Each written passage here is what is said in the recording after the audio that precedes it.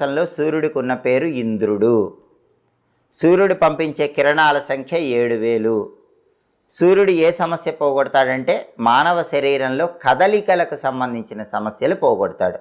అంటే మానవ శరీరంలో చేతన అచేతన శక్తులకి సూర్యుడు శ్రావణ మాసంలో అధిపతిగా ఉన్నాడు. అంటే కదలటం, కదలలేకపోవటం, వీటికి సంబంధించి శరీరంలో సూర్యుడు శ్రావణ మాసంలో అధిపతిగా ఉంటాడు. కాబట్టి శరీరంలో అవయవాలు బాగా చైతన్యవంతం చేసుకోవటానికి, శరీరంలో అవయవాలన్నీ చక్కగా పనిచేయటానికి కూడా శ్రావణ మాసంలో సూర్యుడిని పూజించాలి.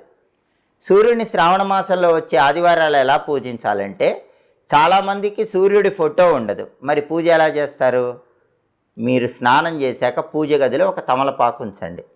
ఆ తమలపాకు మీద తడి గంధంతో కానీ, తడి ఎర్ర చందనంతో కానీ గుండ్రంగా ఒక రూపు గీయండి. తమలపాకు మీద గుండ్రంగా ఒక రూపు తడి గంధంతో కానీ ఎర్ర చందనంతో కానీ గీయాలి. దాన్ని సూర్యుడి స్వరూపంగా